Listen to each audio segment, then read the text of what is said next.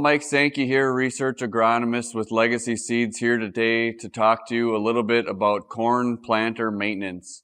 The corn planter is one of the most important passes that you will run across your fields.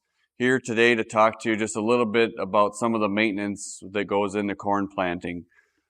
First and foremost, when you get out in the field, you want to make sure that your bar height is between 20 to 22 inches from the bottom of the bar to the ground. Obviously, I have mine up right now for demonstration purposes, but you want to make sure your bar is level from side to side, and then you want to make sure that it's not tipping forward or back when you're out in the field.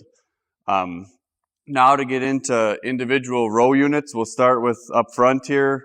I don't have any fertilizer disc openers, but I do have row cleaners. Once we get into row cleaners, we want to make sure that they're freely spinning, the bearings are good. Once we get out in the field, we can make sure that they're set to the proper depth or height, and we can do that out in the field. On the back side here, coming around to the planter, one of the most important things that's overlooked on planters is these parallel arms right here. The bushings and the bolts in these parallel arms do wear out after a few years of service. So if you're grabbing the back of the unit like this, you can see if those bushings are tight, and if they're not, it's definitely time to replace the parallel arms, because if the parallel arms aren't tight and the bushings are worn, that's when we start to see fluctuations in seeding depth, depending on what kind of soil type you have. Next up, we do have the double disc openers. I do have some disc openers here that I didn't install yet. We want to make sure that the diameter of the disc is still within spec. One important note when installing these, make sure you do have the dust cap installed, because once you get sand in a bearing, your bearings are going to go out a lot quicker than you think. Important thing on disc openers is to make sure that they do have some contact in here. You can see that I did place some business cards in here to see that this section of the double disc openers is in contact. And I know on my planter this is about 2.5 inches, and that is within spec on this planter. If that was too tight or too narrow, what you do is you install some of these spacers. So if you don't have enough, you take some of these out. If you got too much contact, you put a couple more in with the double disc openers. Next is the gauge wheels. We want to make sure that the gauge wheel goes up and down freely, and then it's in contact with the double disc opener. It does need to be able to turn, but you want it snug up against that double disc opener. On the gauge wheel, we can take a look at, I have a couple off here.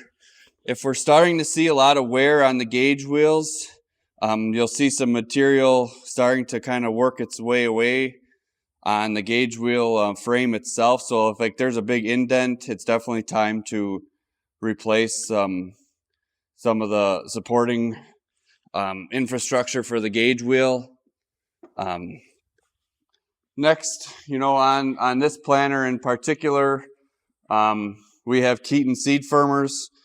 This is a new one. If the Keaton seed firmer is starting to see a big V on the bottom, it's definitely wore. The Keaton seed firmer should be flat all the way across the bottom. If it's sharp at all, replace them. They're pretty cheap. Pretty cheap to do.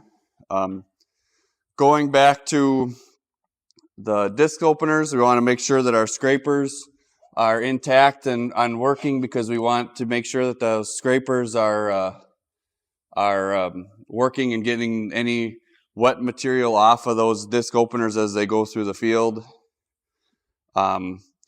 Going back to this unit, we want to make sure that our closing wheels are spinning freely. And if you take a look at the bottom, this depth between this closing wheel and this closing wheel is really important. If it's too wide, you're going to get too much air in your seed trench, and if it's too narrow, you're going to have air trapped in the bottom, and it's only going to be closed up top. So you want to make sure that this is about 2 to 2.5 inches between the center to the center of the closing wheel, and that's on my planter. Every planter is just a little bit different depending on what closing wheels that you have. Next, let's talk about seed delivery.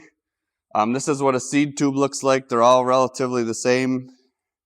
If your seed tubes are wore out, you're going to want to make sure you get new seed tubes. And then most importantly, this is the seed meter. I have finger meter planter, or I have a finger meter planter. So if you have, say, a vacuum planter, you want to make sure you take your units off. You send them into your equipment supplier. You get these meters ran to make sure that there's no broken parts internally here, because there's a lot inside of the meter that makes it work properly or not.